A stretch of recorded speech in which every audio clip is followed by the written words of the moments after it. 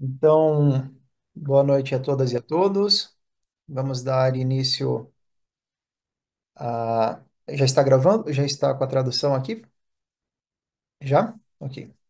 Então, vamos dar início ao nosso ciclo de estudos do livro A Fuga dos Monges Bom. Antes, deixa eu trocar aqui o fundo para nos conectarmos com o nosso Yongtse Rinpoche, com o Tenzin Wangyal Rinpoche, fazer uma breve prática de Guru Yoga, de conexão com a linhagem, e já dar início imediato ao nosso estudo, porque me acabei me atrasando aqui um pouquinho. Então, um minuto.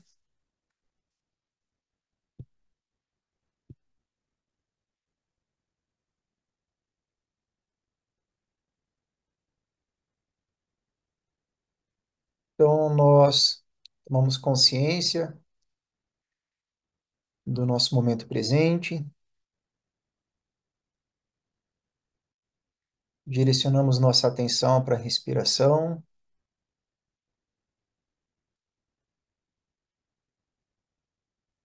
soltamos as tensões do corpo, nos desconectamos dos problemas, do que acontece ao nosso redor, e nos concentramos totalmente aqui com a nossa prática, buscando nos conectar com os mestres iluminados, com os Budas, com as Dakinis, que nesta prática especificamente estão em união, estão sendo representados por um dos grandes professores tibetanos, um dos grandes professores da tradição do Bom Yongtse Rinpoche, que está na imagem atrás. Nós podemos visualizar que ele representa a união de todos os Budas, representa a qualidade de todos os Budas. Pedimos as bênçãos, pedimos que ele nos ajude a nos reconhecer em nossa verdadeira natureza, iluminada, livre, compassiva.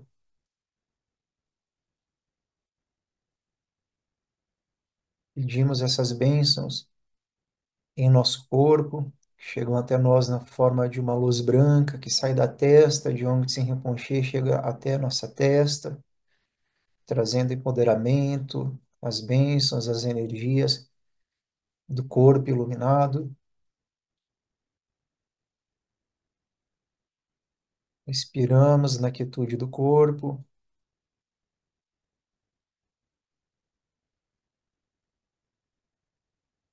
também pedimos as bênçãos para que nós possamos reconhecer a nossa fala como a fala iluminada. Essas bênçãos chegam na forma de uma luz vermelha, que vem da garganta, de onde se Rinpoche até nossa garganta, trazendo todas as qualidades iluminadas da fala.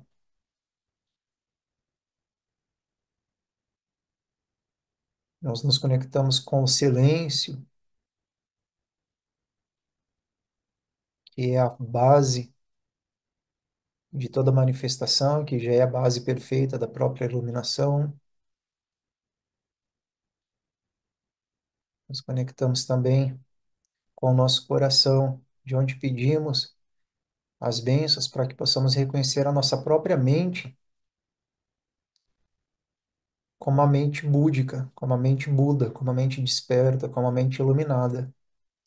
Por mais confusa que seja a nossa mente, se nós nos abrirmos para reconhecer e receber essas bênçãos, e se a gente puder perceber que mesmo essa confusão surge, permanece e passa em um espaço aberto, caloroso, então a gente percebe que mesmo essas experiências temporárias de confusão, de ansiedade, são lapsos da própria iluminação. A consciência dessa natureza é a própria iluminação.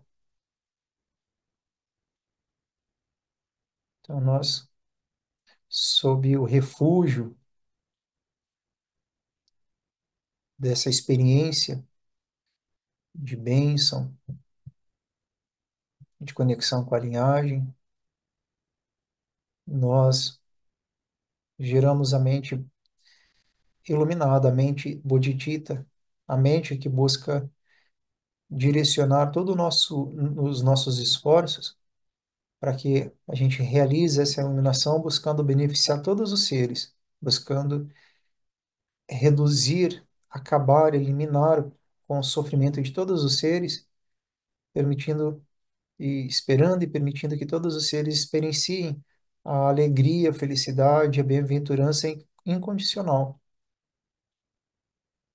Esse é um voto que nós fazemos. Buscamos a iluminação em benefício dos seres.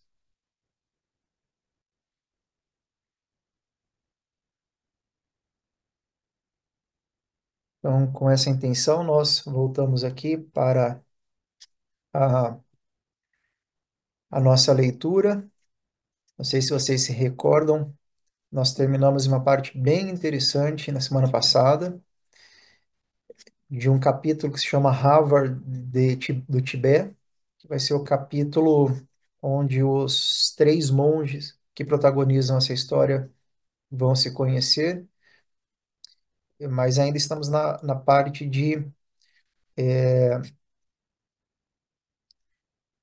na parte de chegada até o mosteiro.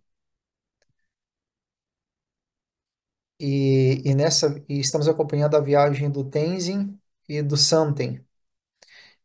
E, e nós terminamos em uma parte em que eles estão fazendo uma viagem para chegar a Lhasa. Eles estão passando primeiro pela China, por uma parte da China, onde eles encontraram uma seita budista que pratica automutilação. É, e isso é uma curiosidade histórica, assim, que mais uma curiosidade histórica que o livro nos traz, entre tantas outras curiosidades que estamos aprendendo aqui juntos neste ciclo.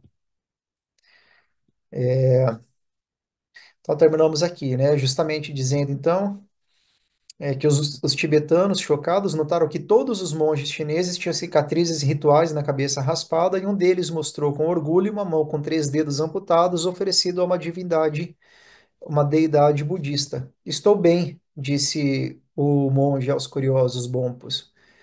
Não foi difícil fazer. Em outro templo, então, os nossos protagonistas aqui, né, o Sanjay e o Santen, eu falei Tenzin, né, o Sanjay e o Santen, é, eles encontraram um monge chinês que dizia prever o futuro, usando um vaso cheio de flechas de cerca de 30 centímetros. Sanjay lhe pagou 1 yuan e perguntou se deveria fazer a viagem até Lhasa. O adivinho sacudiu o vaso e depois despejou as flechas no chão do templo. Observou por um momento o padrão formado pelas flechas. Você pode ir à Lhasa, disse ele a Sandier.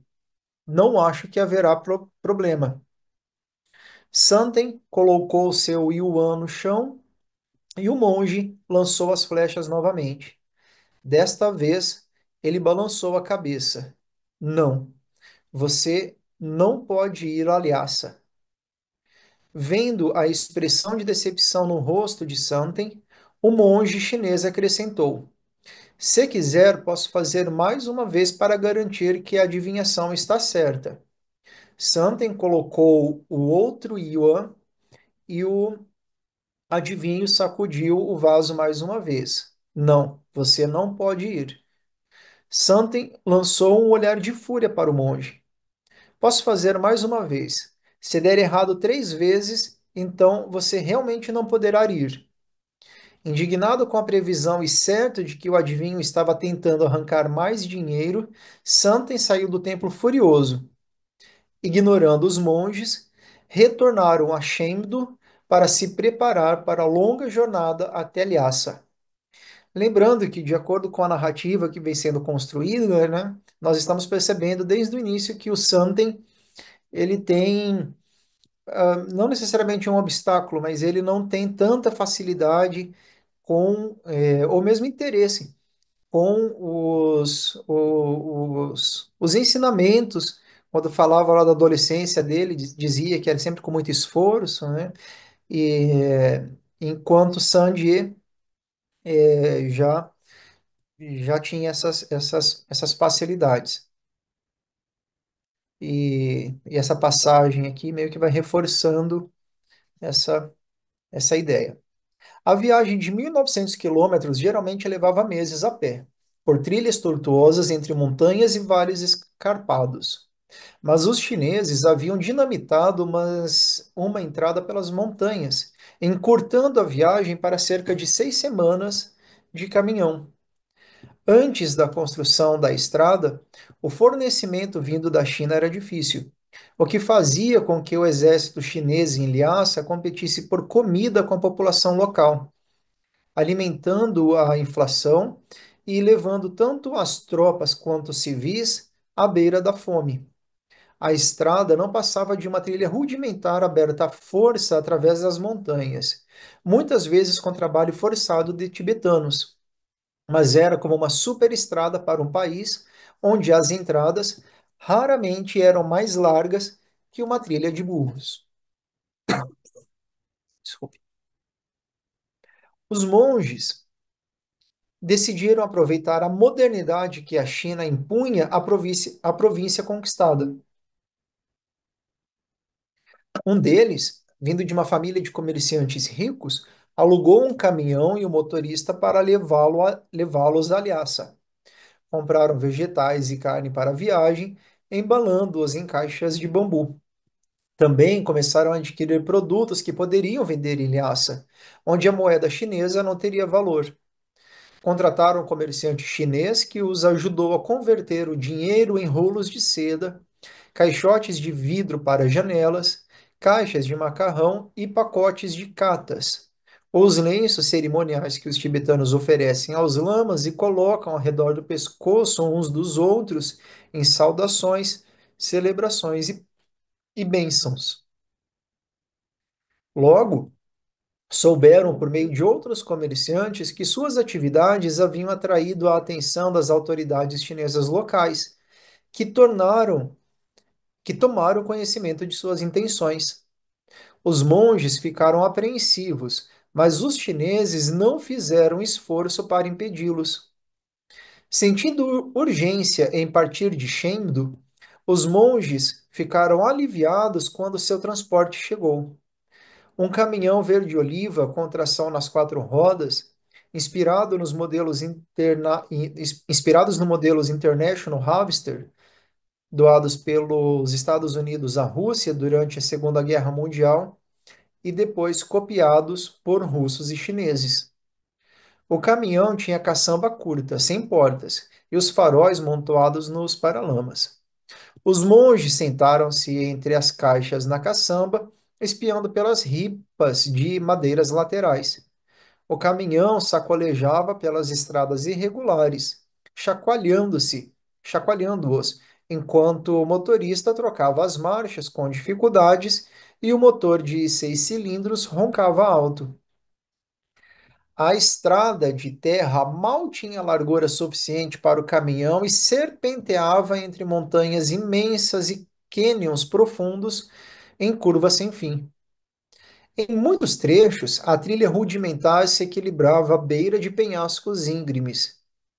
Uma fina camada de terra sobre o solo congelado frequentemente se desgastava, dificultando a tração. Em uma ladeira íngreme, as rodas traseiras duplas começaram a girar em falso, e o caminhão começou a deslizar para trás. Something, impotente na caçamba, viu os monges em pânico olhando para a beira do precipício que se aproximava. O motorista pisou fundo no acelerador. O motor gritou, mas ele havia perdido o ímpeto. Pisou com força no freio e as rodas travaram. O caminhão continuou escorregando. Tentou desviar do abismo, mas perdeu o controle.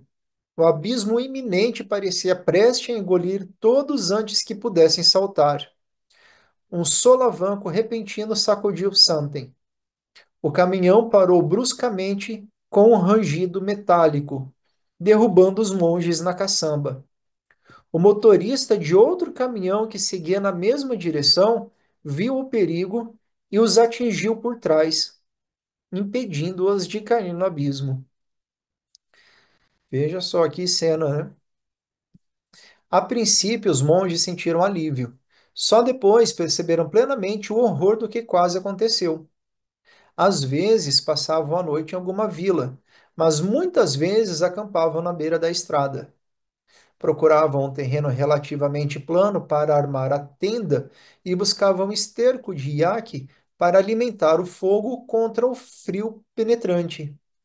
Levantavam-se cedo todas as manhãs e acendiam um fogo sob o motor para descongelar o óleo. Sempre que possível, passavam a noite com uma família tibetana, onde eram calorosamente recebidos. Segundo o costume tibetano, era obrigação das famílias oferecer comida e abrigo a peregrinos, especialmente monges, um ato visto como honroso e que gerava mérito religioso para os anfitriões. Pela manhã, uma tigela quente de tsampa e balep, um pão frito ou assado em frigideira e uma xícara de chá os aguardavam. A decisão sobre onde passariam cada noite tornou-se fonte de conflito entre os monges e o motorista. Os monges que haviam feito votos de abstinência de álcool e sexo ficavam escandalizados com o fato de o motorista insistir em parar onde pudesse obter bebida e companhia feminina. Os monges preferiam casas de família e mosteiros. Cansados das discussões constantes, acabaram contratando um novo motorista. Após 6 semanas sacolejando por aquela estrada precária, armaram suas tendas na escuridão quase total. Lhasa, a maior cidade do Tibete, dormia nas proximidades, mas não havia postes de luz que denunciassem sua presença. Pela manhã, Something saiu da tenda e esfregou os olhos. Não tinha certeza de sua localização exata e queria se orientar. Ofegou ao que viu. Uma intensa luz dourada do sol da manhã irradiava do telhado de cobre polido do imenso palácio que é o Potala, iluminando a grandiosa edificação da residência de inverno do Dalai Lama. A luz, refletida, fazia a montanha parecer resplandecer. Os outros monges se juntaram a ele, todos em silêncio, tomados por reverência diante daquele efeito místico. Erguendo-se sobre a cidade, a partir da encosta de Marpurri, a Colina Vermelha, o reluzente palácio de 13 andares e 1000 quartos, com suas muralhas brancas acentuadas em vermelho escuro, parecia mítico para os monges rústicos. O nome Potala deriva da palavra sânscrita para uma montanha mágica, mítica do sul da Índia. Eu não sabia disso. Interessante, né? Então, o nome Potala, esse palácio ali de Lhasa, se refere a uma montanha mítica do sul da Índia. Incapaz de expressar sua admiração, Santen sentiu como se de fato estivesse diante de uma montanha encantada. O Potala era mais que uma maravilha arquitetônica, era a representação física de sua cultura religiosa. Do alto de seu telhado ressoava o som grave e melancólico dos longos chifres cerimoniais, ouvidos a mais de 20 quilômetros de distância, até os limites da planície de Lhasa, que se estendia abaixo. Monges com mantos açafrão sobre túnicas bordô sopravam os instrumentos. que mediam entre 3 e 6 metros e se apoiavam em suportes. Dos telhados da cidade elevavam-se espirais de fumaça das fogueiras matinais de esterco de iaque, enquanto as mulheres preparavam o chá com manteiga. Após preparar seu próprio chá e tomarem café da manhã, os monges entraram na cidade, composta por casas caiadas de branco com telhados planos de pedra, cujas ruas estreitas estavam repletas de monges peregrinos, comerciantes e liacenses em suas tarefas diárias. Passaram por uma fila de peregrinos fazendo a circunvalação ritual de quase 13 quilômetros ao redor da cidade. Haviam chegado a uma cidade que pouco mudara ao longo dos séculos, até a ocupação chinesa. Ficaram intrigados ao ver um homem uniformizado em uma plataforma na rua Shagyari, fazendo gestos estranhos com as mãos. O primeiro guarda de trânsito da cidade. Aliás, até hoje é linda. Acho que muitos de nós temos essa aspiração, né, de um dia poder conhecer Lhasa. Os monges observaram fascinados os produtos vindos de todo mundo nas pequenas lojas. Lanternas chinesas, discos de Bing Crosby, mercadorias estrangeiras que jamais haviam visto. Vagaram pelas ruas apinhadas, cheias de lojas que vendiam fardos de tecido tibetano grosso, seda chinesa e algodão indiano. Outra rua era especializada em joias, com colares de coral e turquesa, ou relicários de filigrama dourada. Somten caminhou pela rua Shagyari até o mercado de frutas e legumes, onde os monges, onde montes de maçãs vermelhas estavam ao lado de pêssegos, uvas, cevadas, ervilhas, repolhos e nabos de quase 1 metro. Outras barracas ofereciam bandejas de nozes, pimentas, curry, cravo da Índia e noz moscada. Ele passou pelo café Chai Sokham, onde tibetanos mais sofisticados podiam sentar-se a uma longa mesa com tampo de plástico e tomar uma xícara de chá preparado ao estilo ocidental, sem manteiga, de iaque nem sal. O chá inglês era servido já na xícara, com leite de iaque e açúcar adicionados, solicitados ou não. Então, assim, desde o início, quando os autores começam a descrever Lhasa, eles vão colocando esse paradoxo entre uma Lhasa mais tradicional, mítica, e uma Lhasa que vai sendo aculturada, quer seja pelos chineses, quer seja pelos ingleses, que antes dos chineses, foram os ingleses, né, que dominaram culturalmente o Tibete, ali no final do século XIX, como nós vimos anteriormente também. Enquanto Samten e Sandia exploravam a cidade, deparavam-se pela primeira vez com servidão e pobreza. A descoberta os surpreendeu e entristeceu. Em Âmbido, até o camponês mais pobre sobrevivia sem mendigar. Nunca haviam visto mendigos tibetanos, mas em Lhasa estavam por toda parte. Olha que interessante, né? Como a cidade, seja ela qual for, a grande cidade, ela é marcada pela desigualdade. Por quê? Porque para ter os muito ricos, tem que necessariamente ter os muitos pobres, né? Esse que é o problema da, da riqueza concentrada. Encontraram o quarto para alugar com vista para um pequeno pátio e um poço no centro. Descarregaram suas mercadorias, pagaram o motorista e se viram numa cidade que, em muitos aspectos, lhes era mais estranha do que Chengdu. O grupo de monges rústicos falavam um dialeto tibetano peculiar da sua religião, e suas tentativas de comunicação com os liacenses eram muitas vezes recebidas com olhares confusos, o que dificultava a venda das mercadorias que haviam trazido. Samten e Sandier descobriram que não tinham nem habilidade nem vontade para barganhar. Venderam parte dos produtos com a ajuda de outros monges, mas no fim não conseguiram recuperar todo o dinheiro investido. Ficaram com rolos de seda e caixas de macarrão seco.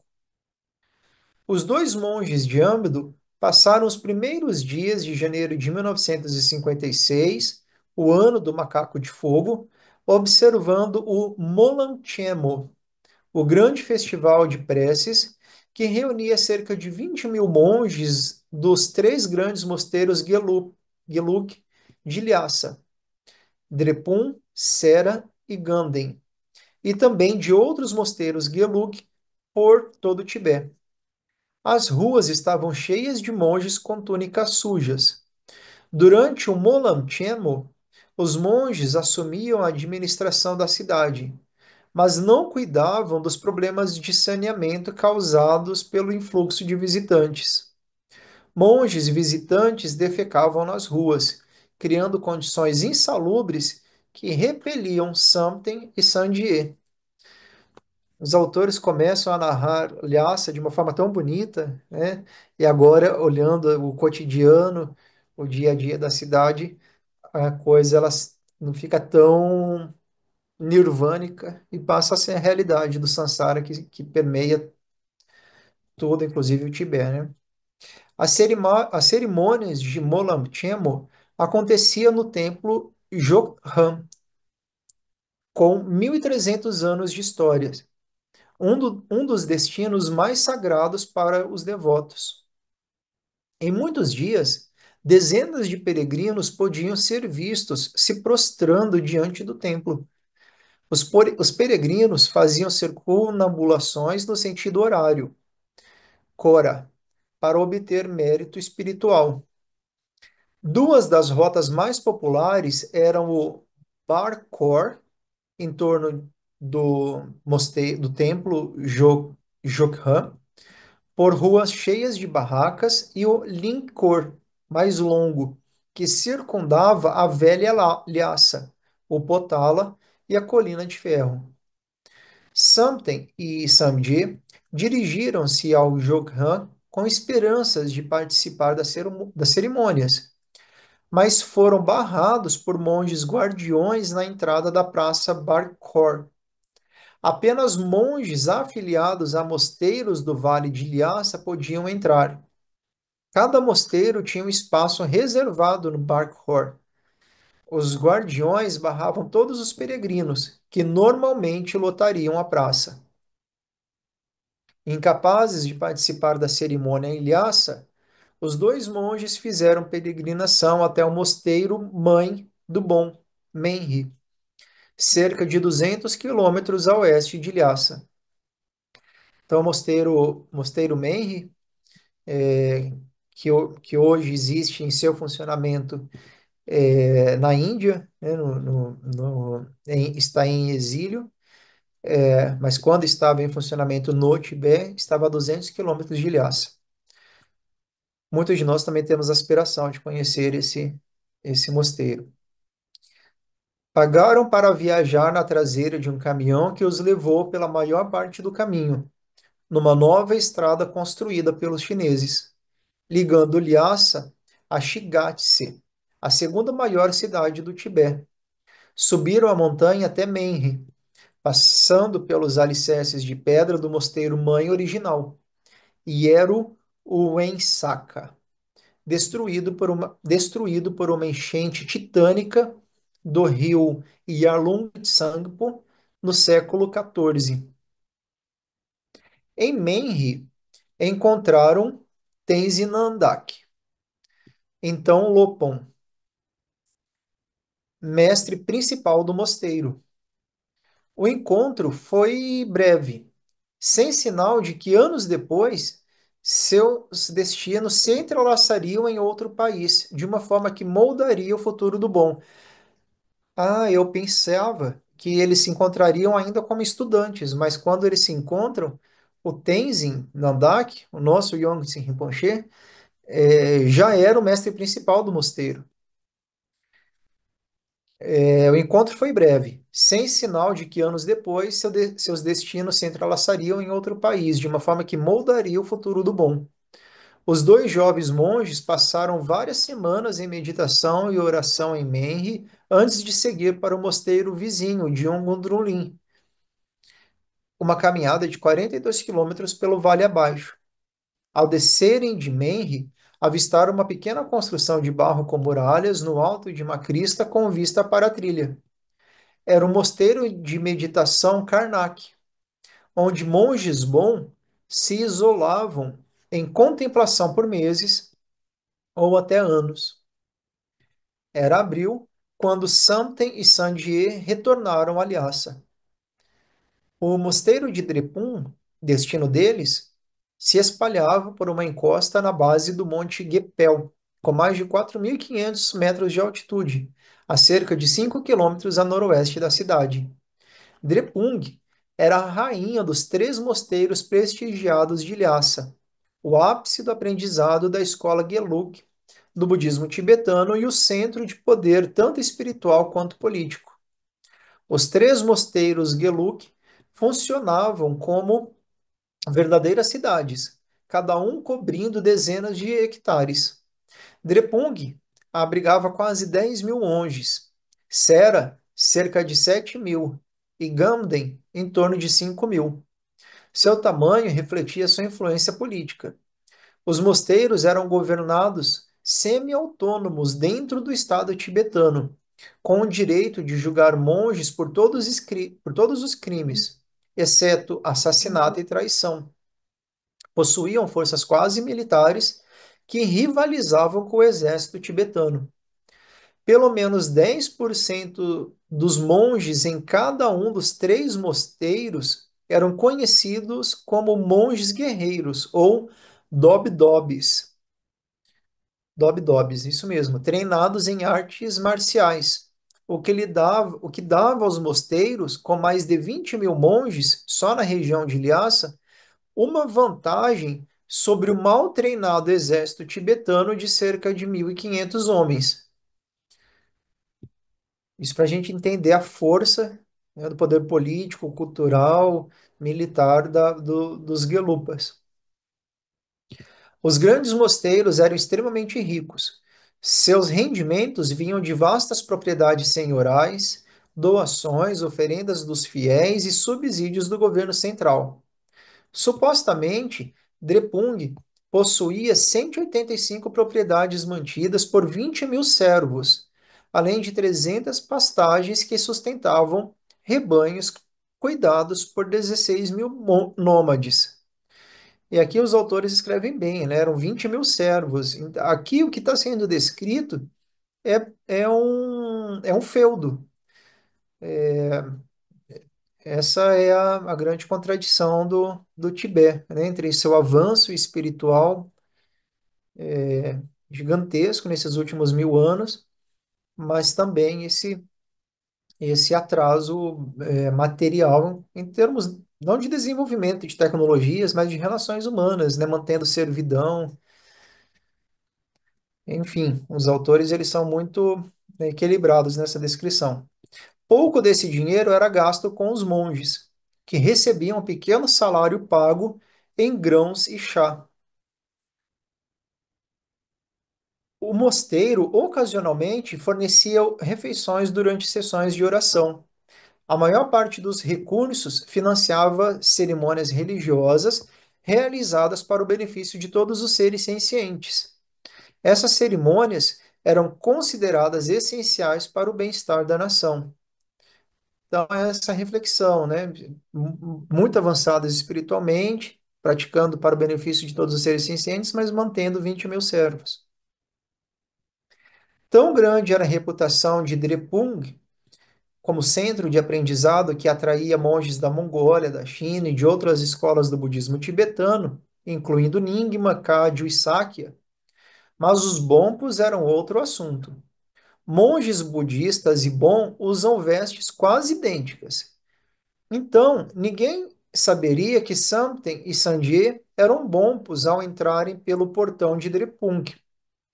Contudo, nos escritórios administrativos, foram imediatamente reconhecidos como bombos ao mencionarem que vinham do Vale de Charcó, onde o bom é a religião predominante. Então, antes de partirmos para essa próxima parte do texto, em que vão focar aí nessa relação que foi durante muito tempo conflituosa entre os budistas e os bons, nós vamos precisar encerrar porque o Gashidema já vai entrar. Terminamos aqui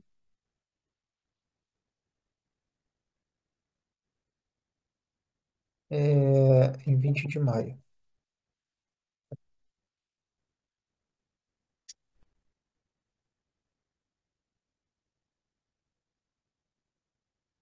Eu não sei se alguém teria alguma contribuição, algum comentário. Acho que nós seguimos com essa descrição muito interessante dos autores, né? Com detalhamento histórico, detalhamento geográfico, com equilíbrio narrativo muito interessante. Estamos aprendendo. Então, eu acho que podemos fazer a dedicação com o mantra de longa vida, dedicando a Yong Tsen Rinpoche, a todos os seres. O Felipe pode compartilhar o vídeo.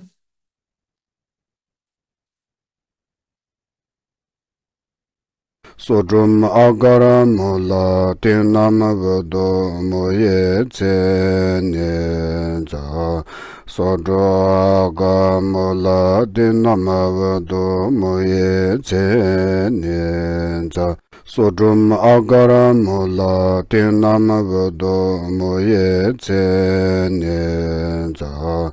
Sodro aga mula tinam vado moye tse nye za. Sodrum agara mula tinam vado moye tse nye za.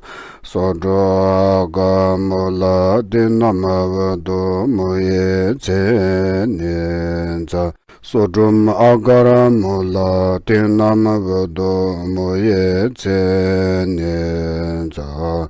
Sodro aga mula tinam vado moye tse nye za. Sodrum agara mula tinam vado moye tse nye za.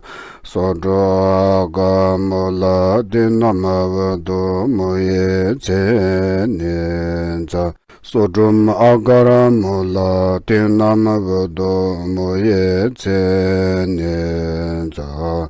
Sodro aga mula tinam vado moye tse nye za. Sodrum agara mula tinam vado moye tse nye za. Sodro aga mula tinam vado moye tse nye za.